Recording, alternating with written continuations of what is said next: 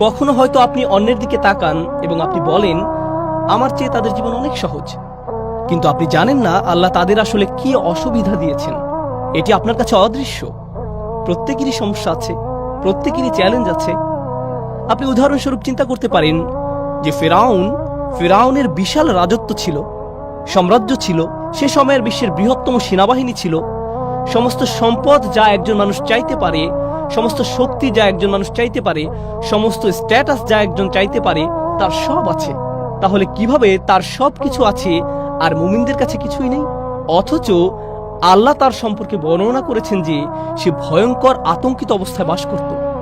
Anuria ফিরআউনা ওয়া হামানা ওয়া জুনুদাহুমা মিনহুম মা কানু ইয়াহযারুন। তারা ভয়ের মধ্যে বাস করত। সে রাতে বিভিন্ন দুঃস্বপ্ন দেখত। সে কোনো কিছুতেই শান্তি পেত না। কখনো কখনো মানুষের কাছে বস্তুগত জিনিস থাকে, কিন্তু তাদের মনে শান্তি নেই।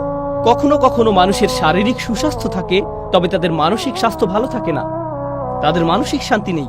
সুতরাং সমস্ত মানুষকে আসলে সংগ্রামের মধ্য দিয়ে যেতে হয়, এবং এটি বিশ্বাসী এবং অবিশ্বাসী সবার ক্ষেত্রেই প্রযোজ্য।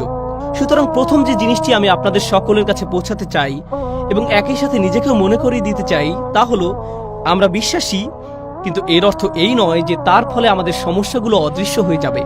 এটি এমন নয় যে আমি বিশ্বাসী তাই আমার কোনো দুঃখ থাকবে না, অথবা কারণ আমি বিশ্বাসী তাই আমি কোনো কিছু নিয়ে উদ্বেগ অনুভব করব না। আমার পারিবারিক সমস্যা হবে না, বা আমার আর্থিক সমস্যা হবে না, স্বাস্থ্যগত সমস্যা হবে না, বা অন্য যে কোনো কিছু। বিশ্বাস করুন, আল্লাহর উপর আমাদের বিশ্বাস, আল্লাহর সাথে আমাদের সম্পর্ক, তা আমাদের সমস্যা সমাধানের জন্য না। আমাদের জীবনে যেসব মানুষ আমাদের সমস্যায় ফেলেছে তা থেকে মুক্তি দেওয়ার জন্য এটি নয়। এটি আমাদের বিশ্বাসের উদ্দেশ্য নয়। যদি আসলে তাই হতো, তাহলে নবীগণ আলাইহিসসালাতু ওয়াসসালাম, আল্লাহর সাথে যাদের সর্বাধিক ঘনিষ্ঠতা ছিল, তাদের জীবন সবচেয়ে সহজ হতো। তারা ভাবতেই পারত যে তারা দোয়া করবে আর তাদের সমস্ত সমস্যা অদৃশ্য হয়ে যাবে। কিন্তু যদি আপনি নবীদের জীবন অধ্যয়ন করেন, তারা আল্লাহর নিকটতম মানুষ আলাইহিসসালাতু ওয়াসসালাম, কিন্তু তাদের জীবন সবচেয়ে কঠিন। আবারও বলছি, তাদের জীবন সবচেয়ে কঠিন, এবং কখনো কখনো তাদের কাছে সবচেয়ে কঠিন সময় আসে, এমনকি দূরের শত্রুদের কাছ থেকে নয়, এটি তাদের নিজেদের পরিবার থেকে আসে। অন্য কথা, এটি তাদের কাছে আসে যাদের থেকে তারা পালাতে পারবে না।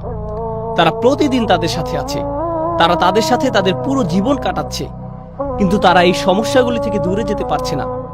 সুতরাং মানুষকে আসলে তৈরি করা হয়েছে এবং এমন একটি পরিস্থিতিতে পাঠানো হয়েছে যে তাদের প্রতিনিয়ত লড়াই করতে হবে, তাদের মোকাবেলা করতে হবে খুব কঠিন পরিস্থিতি, খুব কঠিন সময়। এমনকি মানুষ তাদেরকে এটি মোকাবেলা করতে হবে জীবনের অংশ হিসেবে, এবং এর সাথে ঈমান থাকা বা না থাকার কোনো সম্পর্ক নেই। এমন নয় যে আপনার যদি আরো ঈমান থাকে তাহলে আপনার এই সমস্যাগুলো হবে না। আসলে মানুষ মনে করে অনেক বেশি ঈমান থাকলে জীবনে আর কোনো সমস্যা থাকবে না।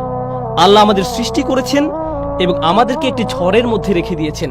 কল্পনা করুন, সাগরে ঝড় উঠেছে, আপনি সেই ঝড়ের মধ্যে, চারিদিকে উত্তাল সাগর, এবং আপনি আপনার ছোট নৌকায় আছেন, এবং ক্রমাগত আপনি ডুবে যাওয়া নিয়ে উদ্বিগ্ন।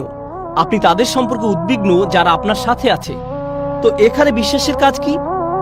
এটি আপনাকে শক্তি দেয়, এবং এটি আপনাকে ঝড়ের মধ্য দিয়ে যাওয়ার ক্ষমতা দেয়, পথ চলতে নির্দেশনা দেয়। এর অর্থ এই নয় যে আপনি ভিজে যাবেন না, এর অর্থ এই নয় যে কখনো কখনো নৌকা প্রায় ডুবে যাবে না, তবে আপনার এখন এর মধ্যে দিয়ে যাওয়ার ক্ষমতা রয়েছে এবং ঝড় থেকে বাঁচার ক্ষমতা রয়েছে। দেখলেন তো, এটাই আমাদের বিশ্বাসের উদ্দেশ্য। এটা সমস্যা থেকে মুক্তি পাওয়ার জন্য নয়, বরং আসলে আমাদের শক্তিশালী করার জন্য, যাতে আমরা সমস্যার মধ্য দিয়ে যেতে পারি।